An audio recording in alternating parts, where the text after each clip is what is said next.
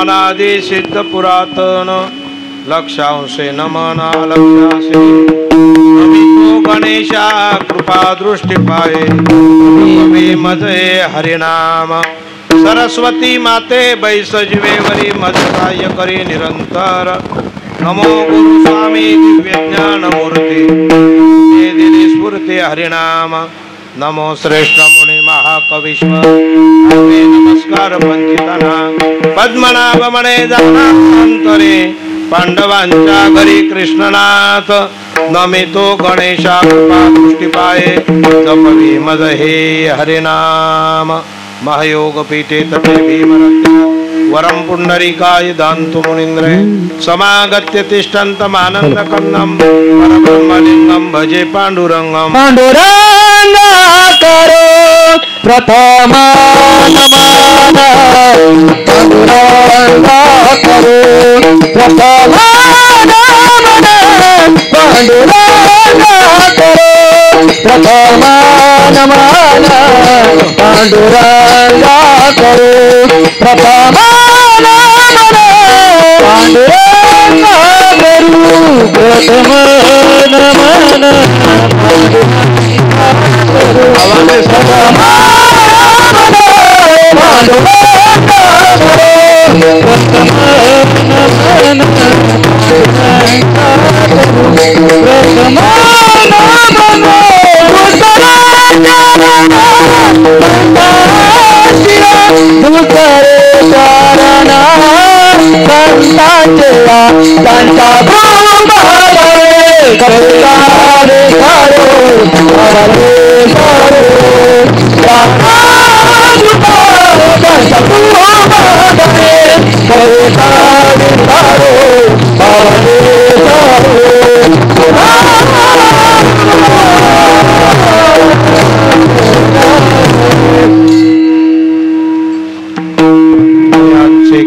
स्मरण होई सकळ विद्येचे अधिकरण तेचे बंधू श्रीचरण श्री गुरूंचे ते नमस्कार होणे आता पदी नमितो हाची नारायण माझा ओम नमो ज्ञानेश्वरा करुणा करा दयाळा तुमचा अनुग्रह लादलो पावन झालो चराचरी मी कळा कुसरी काहीच नेने बोलिलो वचने अतिभाविका एका जनार्दनी तुमचा दास त्यांची आस पुरवावी तुमचा अनुग्रह लादलो पावन झालो चराचरी राजाधिराज रणरंगधीरम राजमनेत्रमोषणाकं कारुण्य रूपम करुणाकरं ते श्रीरामचंद्र शरण प्रपद्ये दत्तात्रय चतुर्भुजो महाविष्णू योग साम्राज्य दीक्षिता विठाला विठाला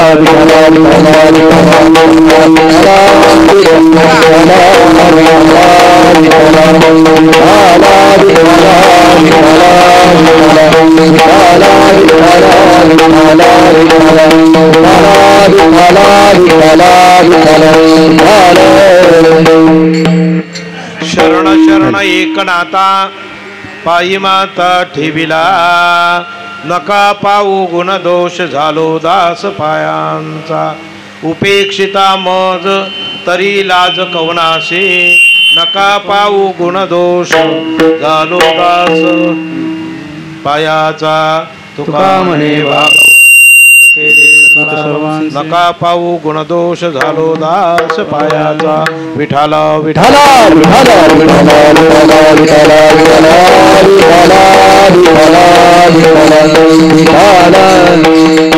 यथामती यथावकाश कीर्तन रूपे सेवेकरिता घेतलेला अभंग देऊचे प्रसिद्ध साधू श्री संत तुकोबाराय यांचा हा 4 चरणाचा अभंग श्री संत एकनाथ महाराज शांती ब्रह्म असणारे एकनाथ महाराज यांचा हा 4 चरणाचा अभंग विनंती प्रकरणातला आहे विठाल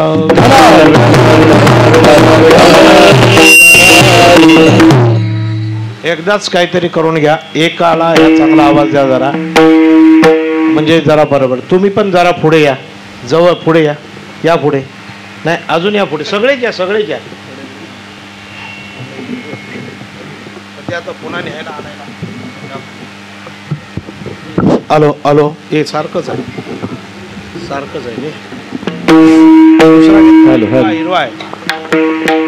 हिरवा आहे भाऊ एकदाच काहीतरी करून घ्या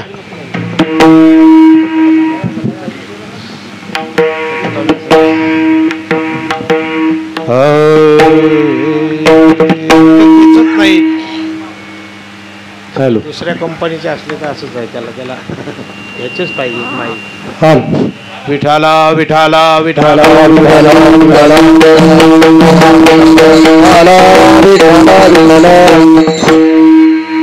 या ठिकाणी या श्री क्षेत्र मांडवकरवाडी या गावामध्ये गेली अनेक वर्ष चालत आलेला परमार्थिक उपक्रम श्री संत एकनाथ महाराज आणि सद्गुरू दत्तात्रयांचं हे वसतिस्थान सुंदर अशा उंच टेकडीवर असणारं सगळ्यांवर लक्ष ठेवणारं अशा प्रकारचं आहे तीर्थक्षेत्र गुरु दत्तात्रय आणि गुरु शिष्य परंपरेतलं असणारं हे मंदिर आहे विठाला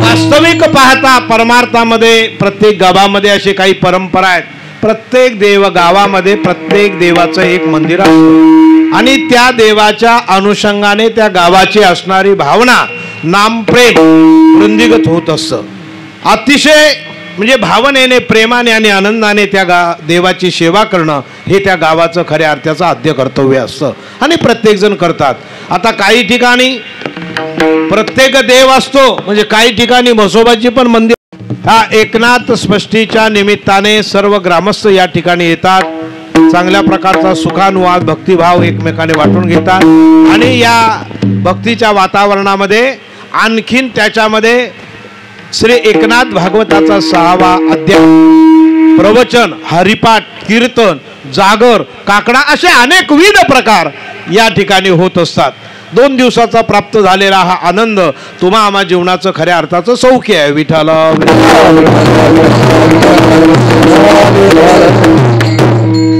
अभंग तुकाराम महाराजांचा आहे पण अभंगामध्ये पाठभेद आहेत याच्यामध्ये आता माईक मोबाईल मध्ये आहे त्याचं 3रं चरण वेगळं आहे आणि जुन्या पाठातलं त्याचं चरण वेगळं आहे उपेक्षिता मज तरी लाज कवनाशी आणि इथं आहे आता उपेक्षिता मज असे काही पाठभेदामध्ये असलेले फरक आहेत आणि त्याच्यामुळे जुन्या पाठभेदामध्ये उपेक्षिता मज तरी लाज कवनाशी अशा प्रकारचा पाठभेद आहे असो एकनाथ महाराजांना या ठिकाणी विनंती करण्याचं कारण काय नाथ महाराज किती श्रेष्ठ संत आहेत याची आपण जर विचार केला तर आपल्या विचाराच्या पलीकडे असणारी वस्तुस्थिती आपल्याला आकलन होणार नाही कारण संतांचा महिमा तो बहु दुर्गम शब्दिकाचे काम नाही येते बहु दुधाट जरी झाले म्हैस गाय तरी काय होईल कामधेनू ही जशी अशक्यप्राय गोष्ट आहे तसंच किती जरी झाली तरी सुद्धा आपल्याला संतांची कल्पना किंवा त्यांची वर्णन करता येणं अशक्य आहे. संत हे थोर आहेत. साधू थोर जाना, साधू थोर जाना, साधू थोर जाना कलियुगी. आणि या कलियुगामध्ये तारक असणारे संत या भूमीवर अवतरले आणि अवतरल्यानंतर जगाचा उद्धार करण्याकरता वाढावया सुख भक्तिभाव, वाढावया सुख भक्तिभाव, वाढावया सुख भक्तिभाव, वाढावया सुख भक्तिभाव. ओ आचार्य नाम विठोबाचे, ओ आचार्य नाम विठोबाचे, ओ आचार्य नाम विठोबाचे. इथं दोन गोष्टी वाढाव्या हा संतांचा हेतू दिसतो. कुठलं? नाम हे मुख्य आपलं काम आहे. प्रत्येकाला नाम कळावं. नाम म्हणजे काय? आपल्या उद्धाराचं असणारं साधन, म्हणजे याला नाम म्हणतात. नाम म्हणजे काही वस्तू नाही. नाम म्हणजे विकत मिळणारी गोष्ट नाही. ही मग आहे तरी काय? हे नाम ह्या जीवाचं प्रणवाचं असणारा उच्चार आहे आणि तो उच्चार म्हणजे ईश्वराचं नाम आहे. विठाला हे सहज घेता येतं, सहज बोलता येतं, त्याला कष्ट होत नाही, त्याला नाम म्हणतात. आणि ते नाम वाढवावं आणि तेने करून जीवाचा उद्धार होतो असं संतांचं मत आहे. मग हेच वाढवण्याकरता साधू संत जन्माला आले ज्याच्यामध्ये बीज आहे. विठाला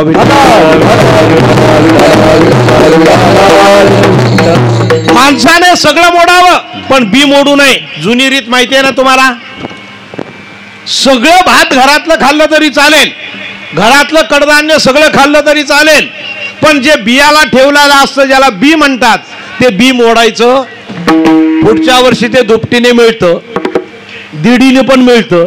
बियाला महत्व आहे आणि ते बी विशेषत्वाने वेगळं असतं. त्याच्यामध्ये घाण नाही, त्याच्यात कचरा नाही, त्याला चाललं जातं, त्याला वालवलेलं असतं. असं तयार केलेलं जसं संसारिक बी आहे तसं परमार्थामध्ये नामाचं बीज आहे. विठाला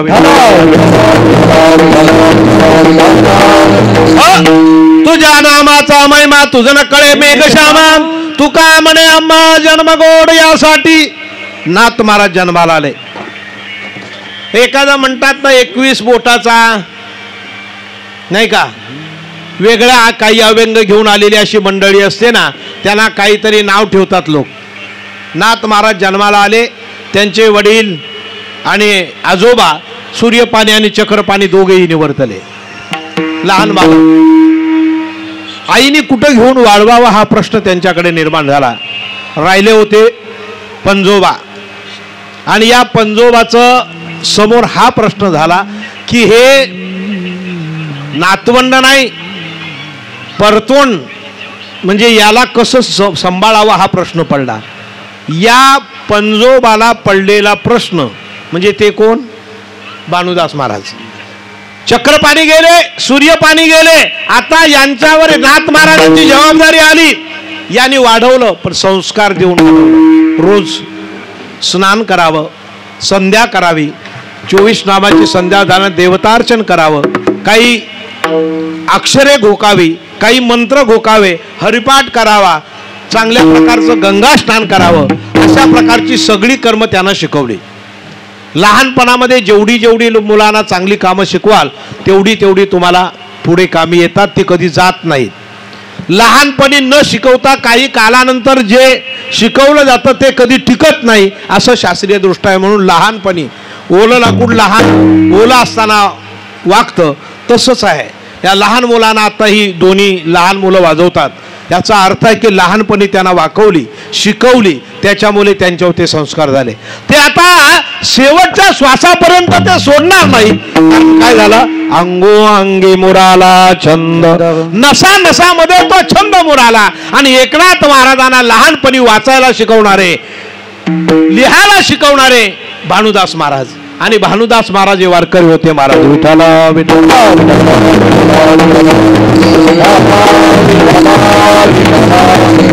भानुदासाने हे सगळं करता करता त्यांना सूर्य भक्ती कशी करावी, सूर्याची उपासना कशी करावी हे जास्त शिकवलं.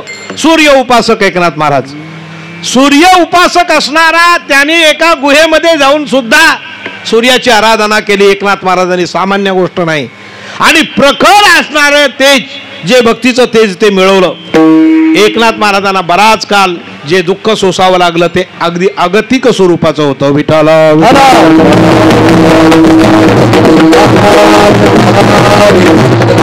महाराजांची सुरुवात झाल्यानंतर काय करावं या सगळ्या गोष्टीमध्ये त्यांना प्रश्न आवासून होता. त्याच्यातच ते ब्राह्मण कुळामध्ये जन्माला आले. त्याच्यातच ब्राह्मण कुळात जन्माला आल्यामुळे त्यांच्या पाठीमागे कर्म, क्रिया आणि विधान या तिन्ही गोष्टी लागल्या. विठाला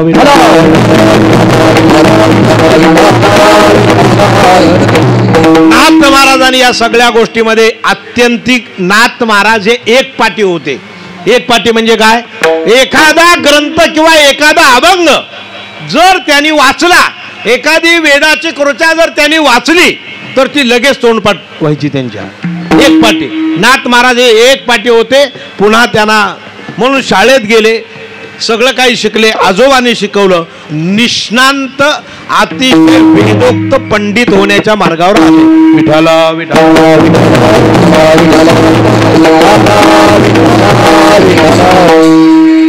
काही वयामध्ये परमार्थ करत असताना एकनाथ महाराजांनी ठरवलं, वैराग्य निर्माण झालं. आपली वडीलधारी मंडळी गेली आणि वडीलधारी मंडळी गेल्यानंतर काही मुलांना प्रश्न पडतो की आधार नाही कोणी माझा बाप नामाय, मला आधार नाही, बाप नाही, आई नाही, आता काय करायचं? या भावनेमध्ये त्यांचं मन फार सद्गदित होत असतं. आणि त्या काळामध्ये परमार्थ करताना परमार्थ आणि जग आणि मन याचा युद्ध चालू झालं. रात्रंदिनामा युद्धाचा प्रसंग. अंतर्बाह्य जग आणि मन ह्या दोन गोष्टी सारख्या युद्ध चालू असतं. काय करावं काय करावं काय करावं काय करावं चालू झालं. रोज आजोबांना प्रश्न विचारावे, सतावे, यांचं उत्तर काय, हे कसं ते कसं ते कसं, हा एकनाथ महाराजांचा उद्योगच असे. कंटाळले. एक दिवस भावभक्ती करता करता करता भानुदास महाराजांनी सांगितलं, जा मला विचारू नको, तुला गुरु करावा लागेल, तू देवगिरीवर जा. त्यांना दत्तभक्ती जास्त आवडायची. दत्त उपासक आनंद संप्रदायाचे असल्यामुळे दत्ताची उपासना ते रोज करत.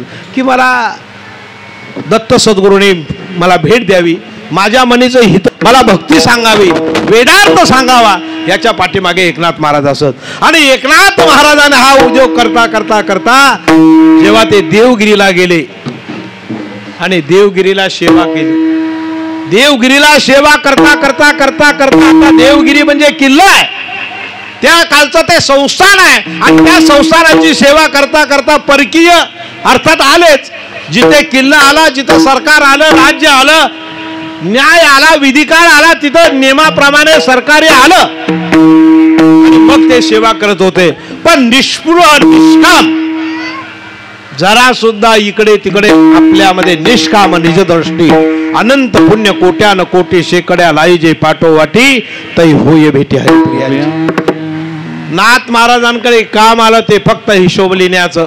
हे म्हणले तुला शिष्य व्हायचंय, हा हिशोब ठेवायचा, हिशोब लिहायचा. तू आज राजधर्मामध्ये किती नाणी आली, किती गेली, किती पगार केला, किती खर्च झाला, किती सामान आणलं, किती घोडदळाला खर्च केले, किती पायदळांना दिले, हा सगळा हिशोब त्याने ठेवायचा. आणि हिशोब बिनचूक आला पाहिजे तरच तुझं पुढचं भवितव्य ठीक आहे, अन्यथा मला सांगता येत नाही. महाराज म्हणले ठीक आहे, जशी आज्ञा. सद्गुरूचा शब्द प्रमाण मानला आणि एकनाथ महाराज सेवेला लागले. सेवा करता करता करता एक दिवस असा उणेपणा आला की नेमका व्यवहारामध्ये त्या काळातला एक पैसा म्हणजे आताचे 10,000 रुपये म्हणा, त्याच्यापेक्षाही जास्त, एवढे हे जर हिशोबामध्ये त्रुटी आली तर उद्या गुरुजींना काय सांगायचं? मी परीक्षेला नापास होईल आणि परीक्षेला नापास झालो तर मला गुरु भेटणार नाही, मला आत्मप्रचिती नाही होणार, शास्त्र प्रचिती होणार नाही, गुरु प्रचिती होणार नाही. विठ्ठल.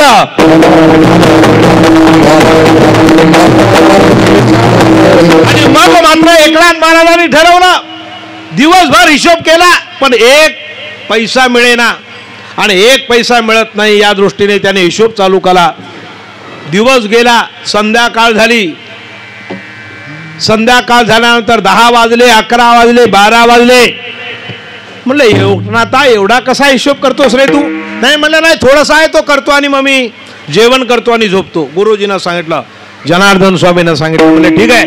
जनार्दन स्वामींनी ते ऐकलं आणि जनार्दन स्वामी माडीवर निघून गेले, झोपी गेले. नित्याप्रमाणे योगी पावन मनाचा साई अपराध जनाचा जाणकार होते. आणि मग पहाटेच्या 4 वाजता उठण्याची त्यांची सवय असे. त्या सवयीच्या काळाप्रमाणे जनार्दन स्वामी पहाटे उठले आणि आपल्या माडीवरून खाली येतात. माडीवर जिन्याच्या खाली पहिला पाऊल टाकल्याबरोबर एकनाथ महाराज दिसले. हा काय करतोय एवढ्या पहाटे 4 वाजता? अजून हा जागा आहे, झोपला का नाही, का झोपला नाही, कशा करता जागा आहे, काय लिहितोय, काय पाहतोय, अनेक प्रश्न जनार्दन स्वामींना पडले. विठाला विठाला.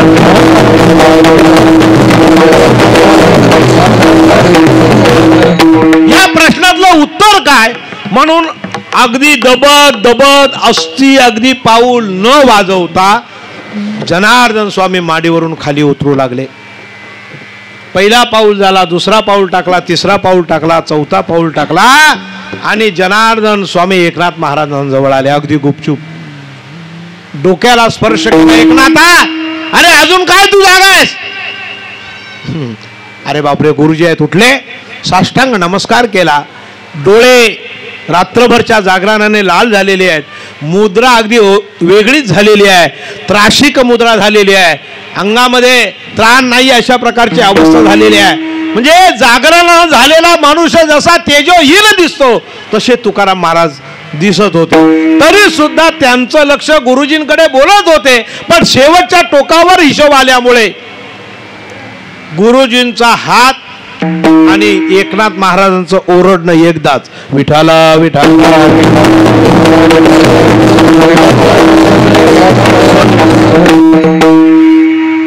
लगेच एकनाथ महाराज, सापडली सापडली सापडली सापडली. अरे एकनाथा, काय असं ओरडतोयस? काय झालं तुला? भूताने झपटलं का, झडपलं का तुला? काय केलं? काय काय झालं तुला? महाराज क्षमा करा म्हणाले. मी गेली 2 दिवस सातत्याने ही एक पै कुठं गेली ही पाहत होतो आणि ती पाहत असल्यामुळे ती मला मिळत नव्हती आणि म्हणून 2 दिवस तो पूर्ण हिशोब पुन्हा पुन्हा तपासावा लागला. पण आत्ता मिळाली, तुम्ही आलेत म्हणून, नाहीतर मला मिळालीच नसती. एवढे जे कष्ट करतात तरी त्याचं श्रेय सद्गुरूला देतात. विठाला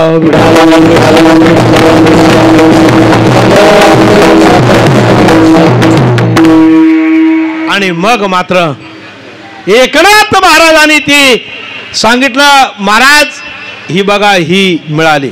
आणि मिळाल्यानंतर ते दाखवल्यानंतर मग गुरुजी असले, बस म्हटले, कृपा कटाक्ष न्याहालिले,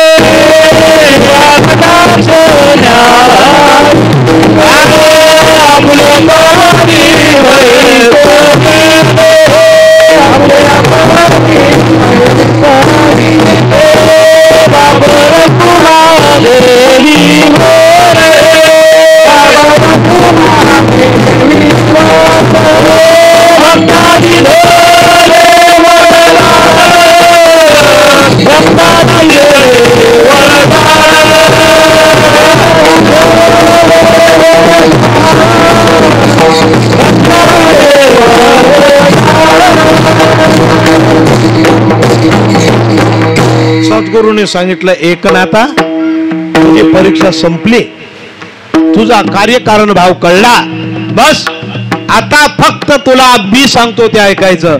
म्हणले महाराज आज्ञा करा. ते म्हणले काही नाही, इकडे ये. बोलून घेतलं.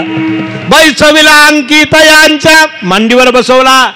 गुरुबोध झाला, साधुबोध झाला, दुरोडिया ठेला आणि ठाईचा मुराला अनुभव. मांडीवर बसवला आणि डोक्यावर हात ठेवला आणि सांगितलं, बस निजपुत्र झाला श्री गुरुचा, आज तू माझा निजपुत्र झाला. काय पाहिजे ते म्हणले, काय नाही महाराज, एकच इच्छा, सद्गुरु दत्तात्रयांची भेटी व्हावी. विठाला विठाला.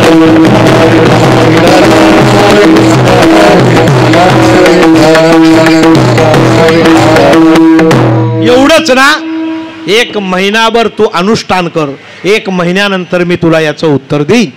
1 महिनाभर नाथ महाराजांनी अनुष्ठान केलं आणि अनुष्ठान केल्यानंतर म्हणले जा, आज तुला सद्गुरु दत्तात्रयांचं दर्शन होणार आहे. या नदीच्या काठावर जा, तिथं औदुंबराचा वृक्ष आहे ना, त्या औदुंबराच्या वृक्षाखाली गेल्यानंतर तुला जे कोणी भेटतील ते यतीवर श्री दत्तात्रय असतील, हे चुकू नको. विठ्ठल विठ्ठल.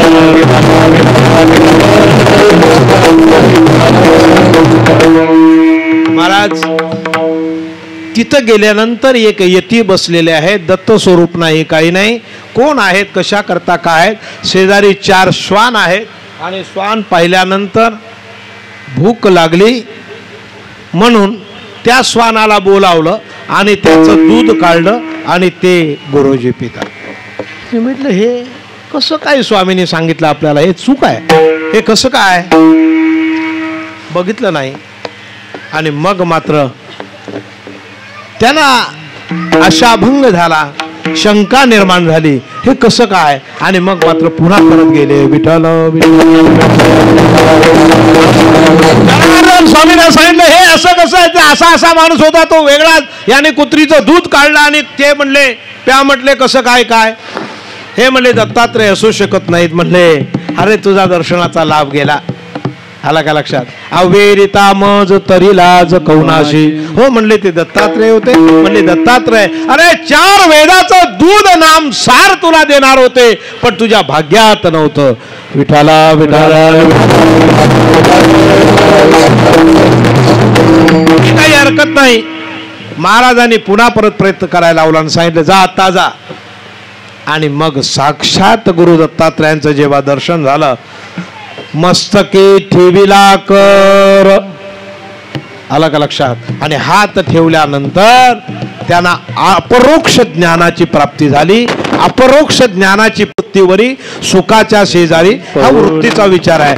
ज्या दिवशी सद्गुरुराय आपल्या मस्तकावर कर ठेवतात, नाम हस्त ठेवतात, त्यावेळेस वृत्ती निजवृत्तीला जर गेली नाही तर समजावं हे चांगलं पिकलेलं नाही किंवा कच्चं असलेलं शिजलेलं आहे किंवा याच्यामध्ये पुनरावृत्ती होण्याची शक्यता आहे. याला अनेक जन्म भोगावे लागतील. हा लवकर या वृत्तीवर येणार नाही. साधू संतांची किमी अशी आहे, तुका म्हणे मग नोय वृत्तीवरी, एकदा का हात ठेवला का क्रिया संपली, देह जाऊ त्वारा हो. पांडुरंगी दृढ भावो चरण न सोडी सर्वता. अशी अवस्था ज्या साधकाची होते त्याला उत्तम शिष्य म्हणतात. विठाला विठाला.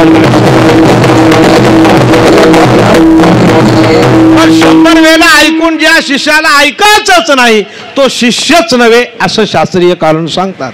ते म्हणले त्याचा उपयोग त्याला कनिष्ठाच्याही पलीकडे जागा दिलेली आहे, आपला तिकडे जायचं नाही. एकनाथ महाराजांना हे दृष्टिविधान प्राप्त झाल्यानंतर, परमार्थाचा लाग लागल्यानंतर स्वधर्म आपला कठीण जरी झाला तरी वर्तता तोची भला पावे, घरी आले. आणि मग आपले भानुदास आणि एकनाथ महाराजांची संभाषण चर्चा चालू झाली. ज्ञानेन तू तदज्ञान येश नाशित महात्माना चिंतनवैत यतात्मानो नयनम चेतसा श्रुती. विठाला विठाला.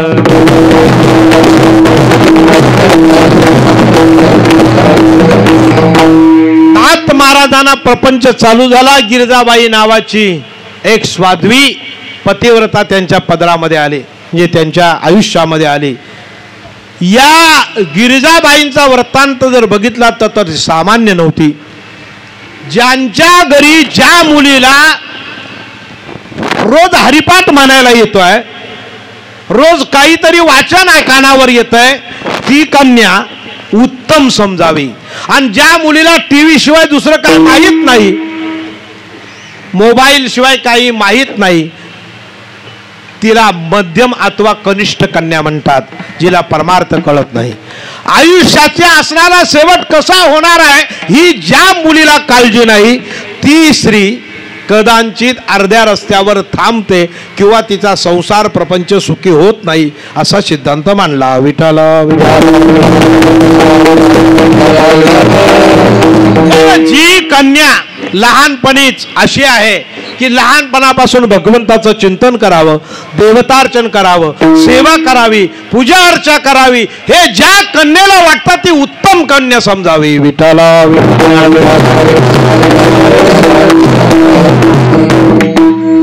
महाराज गिरिजाताई याच पट्टीतल्या होत्या आणि नाथ महाराज हे पूर्ण अगदी आशीर्वादाचे पुतळे. दोघांची गाठ विवाहाच्या मंडपामध्ये पडल्यानंतर आनंदाचा पूर आला आणि संसार प्रपंच सुरू झाला. या प्रपंचामध्ये सुरू झाल्यानंतर या प्रपंचाची धुरा सामान्य नाही. संसार करता करता करता करता वडिलोपार्जित असणारी संपत्ती आणि वाडा जर बघितला तर सांभाळायला नाही, पण एकट्या गिरिजाबाईंनी सांभाळावं. तिने एवढं देह कष्ट करता करता देवाला चिंता पडाली आणि पडल्यानंतर महाराज या एकनाथ महाराजांचं समता धोरण जे आहे, म्हणजे जगाबद्दल असणारं जे धोरण आहे हे समब्रह्म होतं आणि शांती ब्रह्माचं होतं. सगळ्यांना शांती करणे, क्षमा करणे हे एकनाथ महाराजांचे गुण आहेत आणि हे एकनाथ महाराजांचे गुण असल्यामुळे पशुपासून पक्षापासून ते पूर्ण अगदी क्षुद्रापर्यंत एकच दृष्टी, बाकी त्यांना नाही. सगळ्याच बघा, मग ते परमार्थ करताना सगळ्यांना समान मानायला लागले. समान दृष्टी झाली. उच नीच काही नेणे भगवंत तुष्टे भावभक्ती देखून या.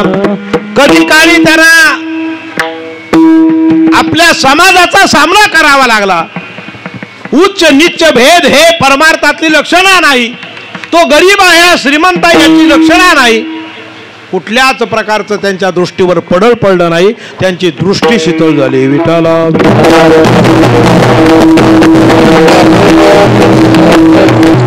त्याच्यामध्ये आलेले प्रसंग, हरिजनाच्या मुलाला घरी नेऊन देणं, हरिजन वाड्यामध्ये जाणं, गरिबांची सेवा शुश्रूषा करणं, त्यांना लागणारं धन देणं, त्यांना मदत करणे, हे त्यांचं एक कार्यच होऊन बसलं.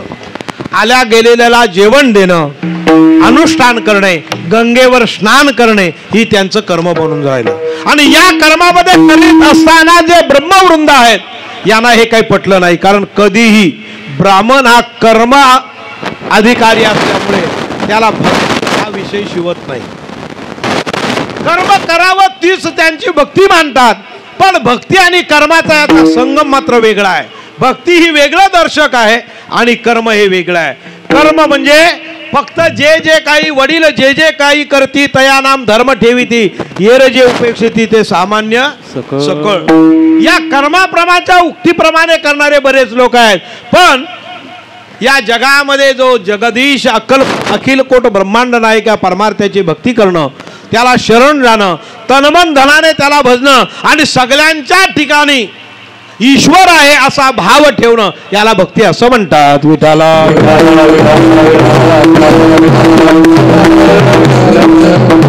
कर्मठवाद एकनाथ महाराजांना मान्य नव्हता आणि मान्य नसल्यामुळे सगळीकडे प्रतारणा होऊ लागली. महाराज हरिजन वाड्यात जाऊ लागले. हरिजनांच्या मुलांना उन्हामध्ये चालत असलेल्याला, कारण संताची व्याख्या अशी आहे, जे का रंजले गांजले त्याशी म्हणे तो आपुले, तोचे साधू ओळखावा देवते तेचे जाणावा. त्याला सुद्धा उचलून गेलं. एवढंच नाही, एका काळ असा आला महाराजांना काशीला जायचंय, रामेश्वरचं पाणी घ्यायचं आणि काशीला घालायचं आणि काशीचं पाणी रामेश्वरला घालायचं, अशा यात्रेमध्ये घडलेला प्रसंग आहे. नाथ महाराज सगळे खांद्यावर कावडी आहेत आणि कावडी घेऊन जात असताना भगवंतानी परीक्षा घ्यावी कुणाची, भक्ताची. खरंच एकनाथ महाराजांना हा भाव झालेला आहे का? एकनाथ महाराजांची अवस्था झालेली आहे का? म्हणून गाढवाचं एक रूप धरलं आणि एका वाळवंटामध्ये पाय वर करून अनावश्यक अतिशय झाडू लागले, हातपाय हलू लागले. प्राण जातोय की काय? सगळेजण कावडीमध्ये पाणी भरलेले आहेत. अनेक लोक शेजारून जातात पण त्या गाढवाला पाण्याचा काही विचार करू शकत नाहीत. एकनाथ महाराजांनी बघितलं, अरे बापरे केवढी तळमळ आहे. हा जीव आता पाण्याविना कासावी वाळवंटी भाग आहे. मग याच्यामध्ये या गाढवाला पाणी पाजलं नाही तर हा मरेल. ही देवत्वाची भावना एकनाथ महाराजांना निर्माण झाली.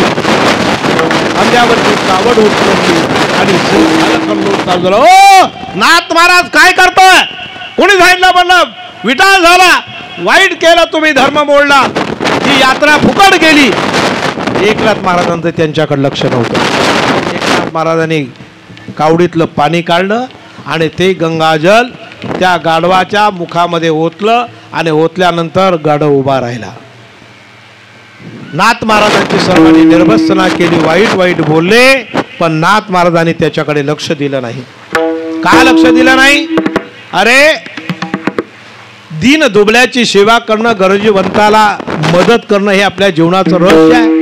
हे जर आपल्याला होत नाही तर मग काय उपयोग आहे? या उक्तीप्रमाणे एकनाथ महाराजांनी गंगाजल पाजलं, एवढ्यावर नाही. आणि मग वाऱ्या हाती माप चाले सज्जनाचे, सगळ्या जगामध्ये नाथ महाराजांचे म्हणले कीर्ती झाली. वेद वेदांते असणारे शांती ब्रह्म, शांत, काय कुठल्याही प्रकारची तक्रार नाही. आणि मग जेव्हा ज्या वेळेस मनुष्याचा प्रचार होतो, प्रसार होतो, ज्या वेळेस ते परीक्षेला उतरतो, त्यावेळेस अनेक प्रकारचे वैरी पण तयार होतात. विठ्ठल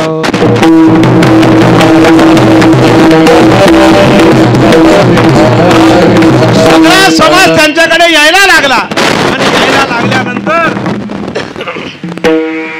एक ब्राह्मण समाज मात्र त्यांच्याकडे यायचा नाही. निर्भत्सना करायचे, वाईट वाईट बोलायचे आणि त्याग करण्याच्या मार्गावर ते आले. म्हणलं एकनाथ महाराज चालणार नाही. आता मात्र भगवंताला काळजी पडली की गिरिजाबाई समाज अंतून आणि एकनाथ महाराज हे वेगळे पडण्याच्या परिस्थितीत निर्माण झाले. आणि तेव्हा वेश धरला. जसं झाला महार पंढरीनाथ काय सांग. एका खंड्याचा वेश धरला, म्हणजे एका खंड्याचा म्हणजे एका नोकराचा वेश धरला. एक आखूड पायबंदी धोतर नेसलेला आहे, आका अंगामध्ये ती आखूड असते ती गावबंदी घातलेली आहे. आणि ती घातल्या तर त्याला 2 खिशे आहेत, मुंडाशे डोक्याला गुंडाळलेला आहे आणि भगवान परमात्मा चाललेला आहे. ते म्हणले कुठून आला? ते म्हणले आलो काय नाही, मला कोणी नाही, आई बाप गेला, घरात कोणी नाही, घर नाही, दार नाही. म्हणले करावं काय? आपल्याकडे नोकरीसाठी आलो आहे. तर मला काय पगार घेणार? मला फक्त जेवायला द्या, काही नको. कोण? पंढरीचा राणा आला भक्ताची आघरी, न सांगता करी सर्व काम. आणि याचना करतोय कुणाकडे? संताकडे, एकनाथ महाराजांकडे. म्हणले मला आता हे तर दयाळूच होते, शांती बनवलं, राहा हरकत नाही, तुला जेवायला द्यायचंय, पगार द्यायचा न, फायद्यातला नोकर आहे. आणि राहिला म्हणला काम काय करशील? काम म्हणलं एकच करणार, एक करायचं, तू गंध उगाळून द्यायचा, देवाला पाणी आणायचं, झाडलोट करायची, काय वाड्यातली कामं करायची, सगळी काय असेल जे काही गिरजाबाईंना मदत करायची, अशी कामं तुम्ही करायची. आणि देव कामाला सुरुवात झाली. विठाला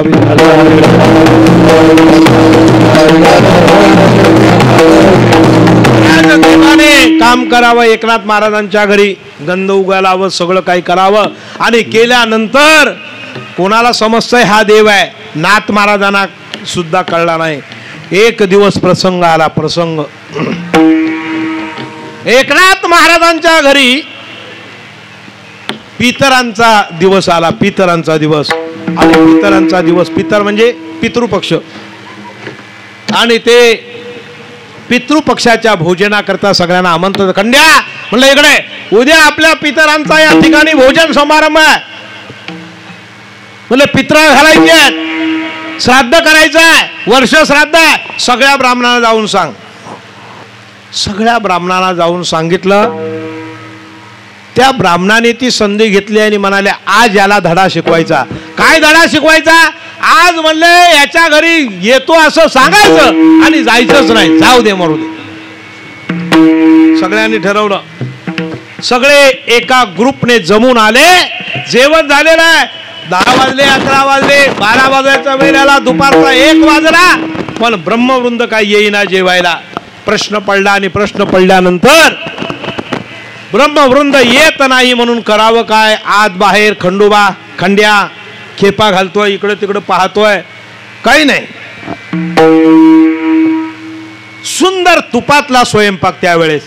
तेलातला नाही, तुपातला स्वयंपाक. बाहेर घमघमाट वास येतोय. ब्राह्मणाच्या नाकाला खुमखुमी आली होती, कधी एकदा जातोय ते, पण ते घराच्या बाहेर फक्त बघत होते. एवढ्यात एका हरिजन स्त्रियेने आपल्या बाळाला त्या वाटेने घेऊन जात असताना, आई म्हणले इथं हा वास काय येतोय, सुंदर लाडू आहे, लाडूचा वास होतोय, मला पाहिजे. आता बाळाला काय करताय, काही कळत नाही. त्याने बाळाने आईला सांगितल्यावर हे म्हणले 2 तडाखे, चल मुकट, हे बांबड्याचं घर आहे, तुला कळतंय का काय, नाही मिळणार आपल्याला, नाही आपल्याला, आपल्या नशिबात नाही ते. नाही आई, त्या बाळाने अंग टाकून दिला आणि नाथ महाराजांनी वरून बघितलं. नाथ महाराज माडीवरून तत्तर खाली आले. काय पाहिजे बाळा, लाडू पाहिजे. त्या बाईने तोंडावर हात ठेवला. म्हणले महाराज तुम्ही आलात, हे जर कोणी बघितलं तर. नाही नाही म्हणले चला या.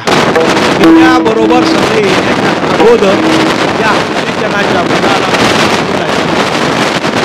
हे जेव्हा त्या ब्राह्मणांनी बघितलं त्यावेळेस आधी तेल होत, आपण जायचंच नाही. काय करावं, खंड्या निघाला ब्राह्मणाकडे म्हणजे चला हो तुला खंड्या, तुला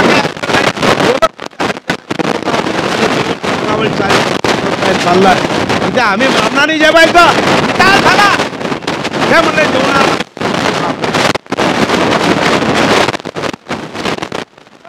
म्हणले ठीक आहे तुम्ही थांबा, 2च मिनिटात येतो. हा गेला, शेण आणलं, गोमूत्र आणलं, सडा समार्जन सांगलं, टाकलं, सगळं घर धुवून काढलं, घरामध्ये रांगोळ्या काढल्या. ते म्हणले आता चला, आता घर पवित्र केलंय. ते म्हणले नाहीत आम्ही येणारच नाही. एकनाथ महाराज आपल्या माडीवर वरती जाऊन ब्राह्मण वृंद येत नाहीत म्हणून दैवाला दोष देत होते. अरे दैवा काय हे करवेशी, अरे माझ्या दैवामध्ये असं काय भरलेलं आहे आणि हे ब्राह्मण माझ्याकडे हे जेवायला येत नाहीत, माझं पाप आहे काय काय, अशा प्रकारची ते विचार करू लागले. आणि विचार करता करता करता एकनाथ महाराज घरात नाहीत. गिरजाबाई चिंता करतायत, तेव्हा हा उठला. कोण, खंड्या. आता माझी करी चिंता, दान देई भगवंता, पाठीपोटी कोणी नाही, निरवी सज्जन संता. एवढंच काय, तुम्ही फक्त प्रार्थना म्हणा. स्वर्गातले जे आता जे त्या गावामध्ये जे ब्राह्मण होते त्यांचे बाप, आजोबा, मामा, काका सगळे एकनाथ महाराजांच्या घरी आले. एकनाथ महाराजांच्या दारावर ही गर्दी झाली. खंड्याने पटापट पानं वाढली, गिरजाबाई पानं टाकली. गिरजाबाईनी जेवण वाढलं आणि वाढल्यानंतर तो घमघमाट धावतोय कुणाला. जेवायच्या बाबतीत तो वर्ग फार वेगळा आहे. तो तुपाचा घमघमाट आणि ते सगळं स्वयंपाकाचा थाट बघून समोर आले. तेव्हा हे स्वर्गात गेलेले यांचे आजोबा, यांचे काका, पंजोबा, मामा तिथं हे म्हणले बाले ये जेवायला ये. आता आपल्या घरामध्ये आपल्या समोर जर आपलं मेलेलं माणूस आलं तर आपल्याला भीती वाटते. आपण त्याचा अंगीकार करत आणि आपल्या समोर ते जर आपले पंजोबा किंवा पितर जेवत असतील तर ते किती वाईट आहे. या दृष्टीने सगळे घाबरले आणि घाबरल्यानंतर तो पळायला लागला. पण त्या पितर जाईला एखाद्या हाताला ये म्हणले तुला कळत नाही का, एकनाथ महाराजांकडे संतांचा नैवेद्य पतीचा मूर्ती देवी.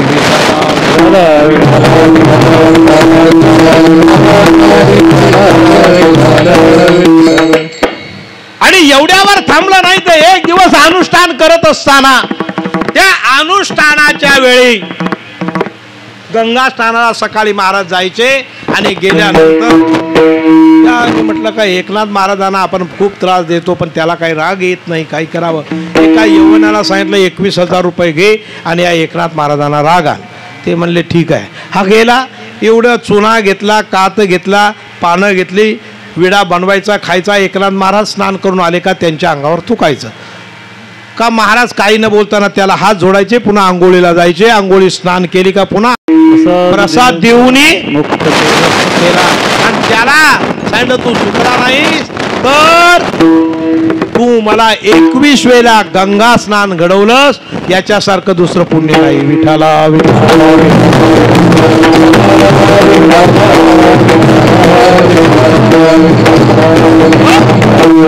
आणि मग ते गेल्यानंतर तेवढ्यावर थांबले नाही. ब्राह्मण आहे, गरीब आहे, सवाच्यावरी टवालची मंडळी ब्राह्मणाची बसायची आणि ब्राह्मणाची मंडळी बसल्यानंतर त्या बाजूने एक गरजेचा माणूस येत होता. मुलीचं लग्न करायचंय, गरज आहे पैशाची. या गावात म्हणले आहेत एक सावकार आहे म्हणले द्यायला. कोण ते बघ म्हणलं. पहिलं घर गावामध्ये जर पाहुणा दाखवत असेल तर बुवांचं पहिलं घर दाखवतात. ते म्हणले ते बघ त्या घरी जा, तुला पैसे मिळतील. पण इकडे तुला किती पैसे पाहिजेत म्हणलं. 2000 रुपये. त्या काळात 2000चे 4000 देतो. आम्ही सांगशील ते करू. हो म्हणलं 4000 मिळाल्यावर काय हरकत नाही. ते म्हणले काय करतो, एकनाथ महाराज आहे ना त्याला राग येईल असं करायचं. म्हणलं करायचं काय, काही नाही. पायामध्ये जे चप्पल आहे म्हणजे बूट आहे, त्या काळातले चामड्याच्या, आता नाही चामडं वापरत, त्या काळामध्ये ते चामड्याचं ते असणारं जे बूट आहे ते घालून देवघरामध्ये जायचं. नाथ महाराज पूजा करतायत आणि पूजामध्ये तल्लीन असताना लागणारे उपचार गिरजाबाई देते आणि गिरजाबाई देत असताना हा डायरेक्ट तसाच गेला आणि गेल्यानंतर एकनाथ महाराजांच्या जवळ गेला. नाथ महाराज, महाराज अहो काय तुम्ही भाग्यवान आहात, काय तुम्ही नशीबवान आहात, काय तुमचं भाग्य आहे, किती तुम्ही थोर संत आहात. तो उभा राहिला, तो महाराजांकडे बघायला लागला. म्हणलं असं काय घडलं. अहो महाराज एवढे तुम्ही विधेयी आहात की तुम्ही देहावर नाहीत, की तुम्ही दरवाजाच्या बाहेर जे चप्पल काढतात ते काढायलाही विसरलात. एवढी तुमच्या अंगामध्ये भक्ती मोरालेली आहे, तुम्ही धन्य आहात. स्वतः महाराजांनी त्याचे बूट काढले, त्याची पाद्यपूजा केली. आता कुणाचा राग राहील सांगा. आणि मग सांगितलं महाराज असं का झालं. मग रडायला लागला, शरणागती केली आणि शरणागती केल्यानंतर महाराज मी चुकलो असं. अरे म्हणलं मला का नाही सांगायचं, मी दिलं असं. हे घ्या 2000 रुपये, मला सांगा. अशा थोर संताची जगामध्ये ख्याती आहे शांती ब्रह्म म्हणून. एवढ्यावरही समाज थांबत नाही, समाज त्याच्याही पुढे जातो. काशीवरून ब्राह्मणाला, काशीवरून ते एकनाथ महाराजांचं या सगळी कीर्ती तुकाराम महाराजांनी ऐकले आणि म्हणाले या बाबाला शरणागती केल्याशिवाय, विनंती केल्याशिवाय गत्यंतर नाही. अभंगाचं पहिलं चरण. शरण शरण एकनाथ, शरण शरण एकनाथ, शरण शरण एकनाथ, शरण शरण एकनाथ, शरण शरण एकनाथ,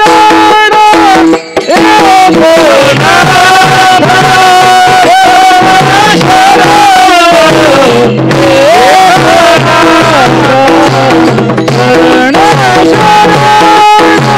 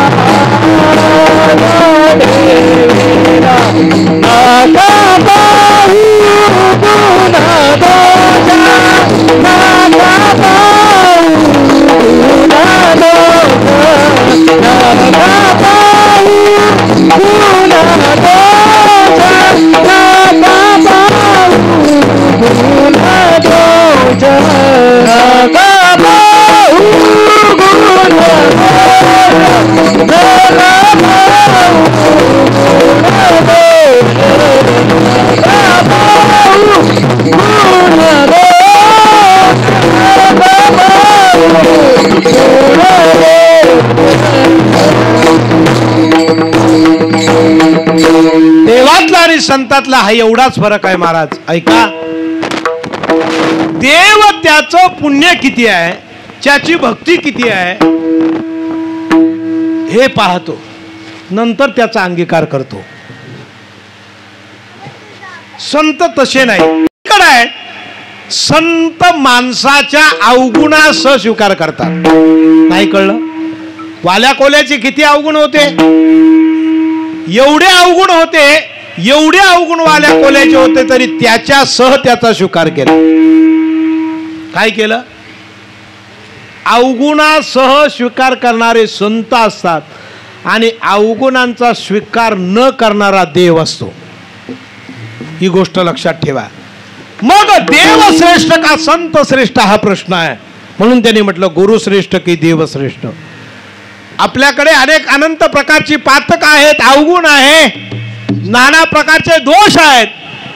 त्या सगळ्या दोषाचं स्वीकार करणारे संत असतात, देव नाही. देव हे पाहतो तुमची भक्ती श्रेष्ठ ठरली तरच तुमचा स्वीकार करणार. संत दोष पाहत नाहीत. अभंगाचं दुसरं चरण. नका पाहून दोष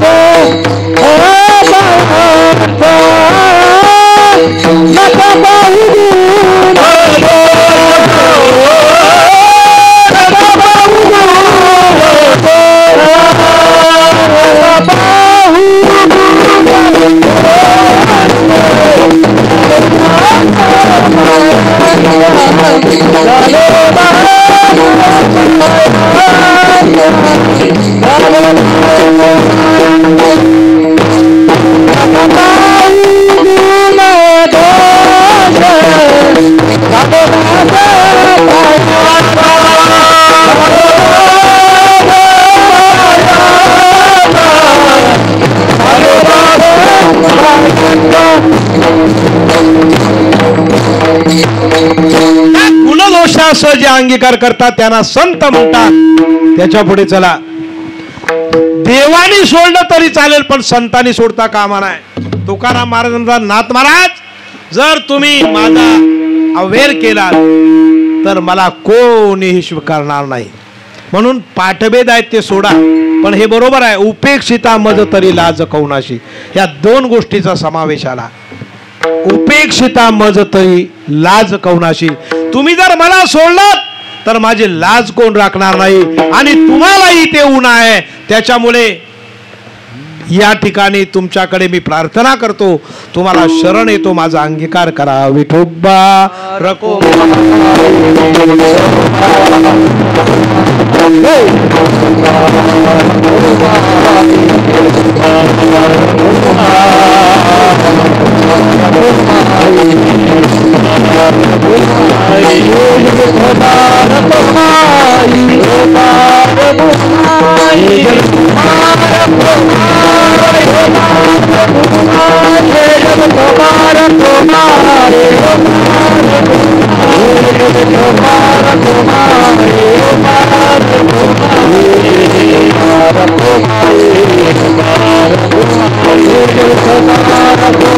Thank you.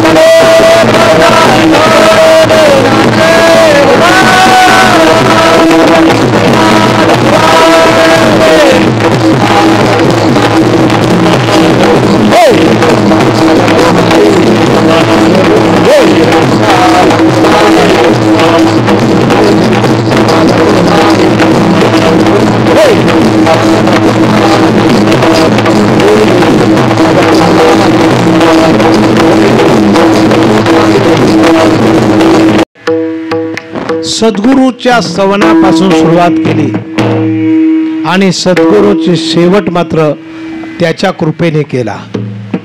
तुका म्हणे भागवत केले श्रोत सकळा. प्रत्येकाने भागवत वाचावं. त्याचा अर्थ असा आहे की भागवतामध्ये जगल्यानंतर मरावं कसं, त्याचा शेवट काय आणि त्याच्या सिद्धांताचा काय, हे सगळ्या गोष्टी भागवतामध्ये आलेल्या आहेत. भागवत हे भागवत एकनाथ महाराजांनी केलेले जे कवित्व आहे, त्या भागवतामध्ये कृष्णलीला, भक्ती, ज्ञान, वैराग्य याचा समावेश आहे भागवतामध्ये. अब तुम्हाला भक्ती करायची, समजायचे, भागवत वाचा. ज्ञान पाहिजे, भागवत वाचा. वैराग्य यायला पाहिजे, भागवत वाचा. तुका म्हणे भागवत श्रुत केले सकला. ज्ञानेश्वर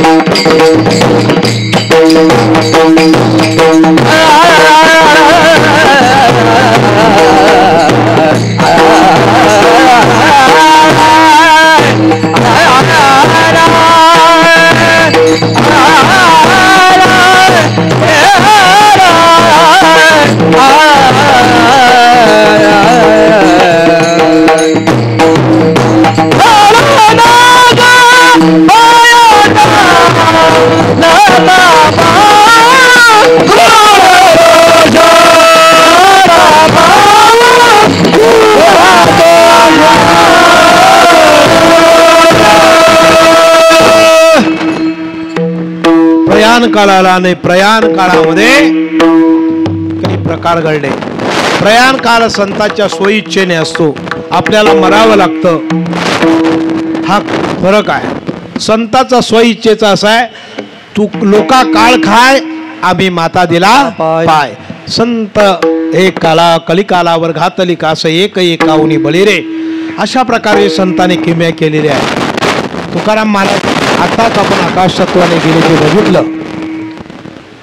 आपतत्वाचे एकनाथ महाराज प्रसंग घडला होळी झाल्यावर दुसऱ्या दिवशी, आणि एका महाराजांनी देह ठेवला, अगदी आनंदाने देह ठेवला, आणि ठेवल्यानंतर त्यांची प्रेतयात्रा चालू झाली. गावाच्या बाहेर गेल्यावर प्रेतयात्रा एका हरिजनाच्या स्त्रियेने बघितलं. माझी मुलगी म्हणले माहेराला चालली ना, ह्या बुवाने आजच मारावा. महाराज उठले, म्हणलं तुझ्या मुलीला जाऊ दे, मी परत जातो. पुन्हा परत 2 दिवस गेले, चतुर्थी आली, आणि चतुर्थी नंतर महाराजांनी देह ठेवला. देह ठेवल्यानंतर पुन्हा तोच प्रकार. महाराज पुन्हा उठले, पुन्हा घरी गेले. आता म्हणले काही खरं नाही, आता आपल्याला ह्या जगात हे फार वेगळं आहे. मग महाराजांनी सांगितले चला म्हणले सगळ्यांनी आज जमा षष्टीला जमा, सगळे एकनाथ त्या मुरलीधराच्या मंदिराच्या समोर सगळे जमलेले आहेत. म्हणले भजन आपल्याला चांगलं करायचं आहे. महाराज म्हणले तुम्ही भजन करा, मी गंगेतनं जाऊन येतो. आपतत्वाचे एकनाथ महाराज गंगेमध्ये बुडी मारल्या बरोबर आपतत्व सारखे झाला. जसं मिठाचा खडा समुद्रात टाकल्यानंतर जसा विरला जातो तसा देह त्या पाण्यामध्ये त्यांचा विरून गेला, आणि त्याच्यामध्ये जलसमाधी एकनाथ महाराजांनी घेतले. जन्मला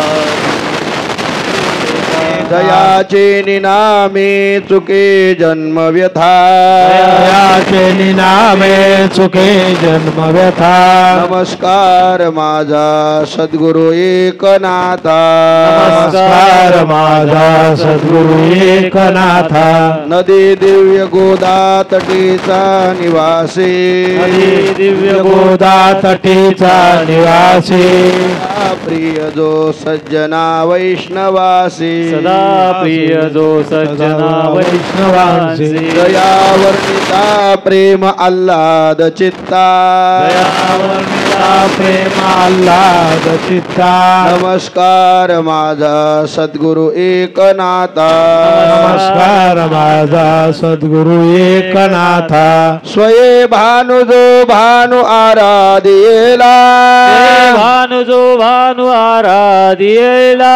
दयाचे कुळे दीपको दिव्य झाला, दयाचे कुळे दीपको दिव्य झाला. हरी भक्ती लावून तारी समजता, हरी भक्ती लावून तारी समजता.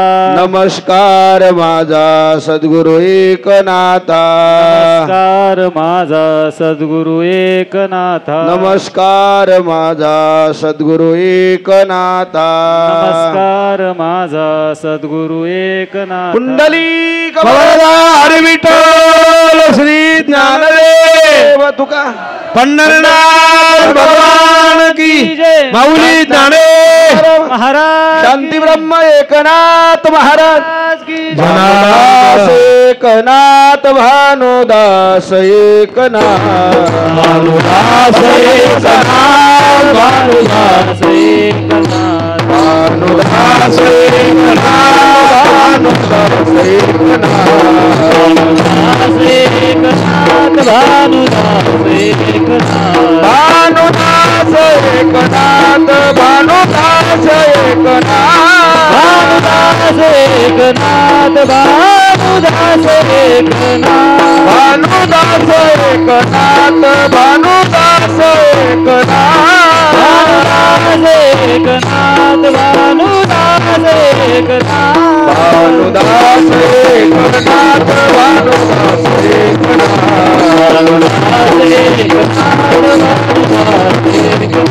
भानुदास एकनाथ, भानुदास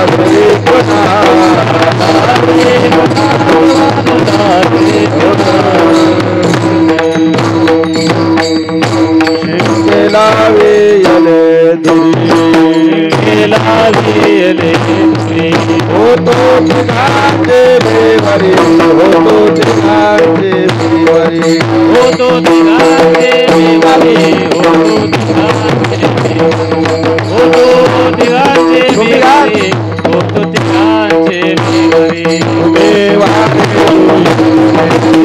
वारे दोहीकडे मुख पसरो निगडे मुख पसरो निगडे मुख पसरो निगडे मुख पसरो निगडे मुख पसरो निगडे मुख पसरो निगडे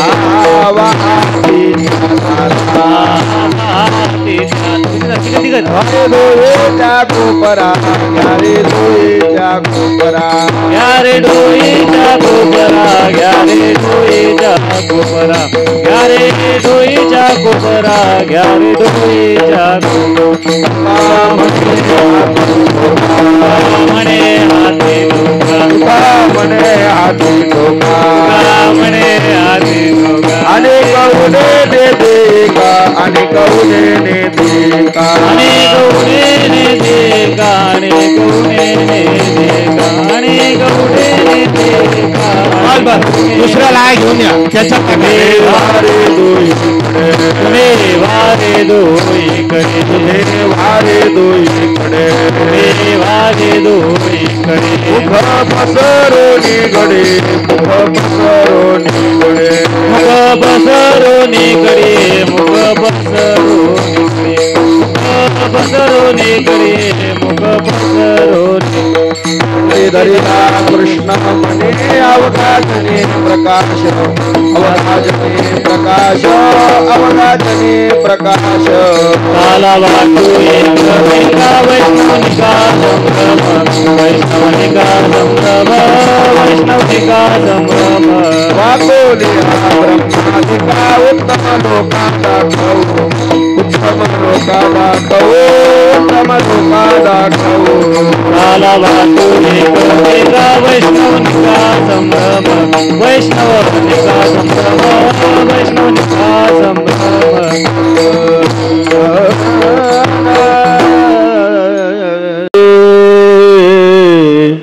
तुका म्हणे भो मंडळी आवाज तुका म्हणे भो मंडळी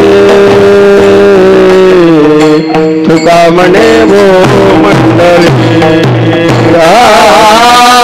तुका म्हणे भो मंडळी तुका म्हणे भो मंडळी तुका म्हणे भूमंडळी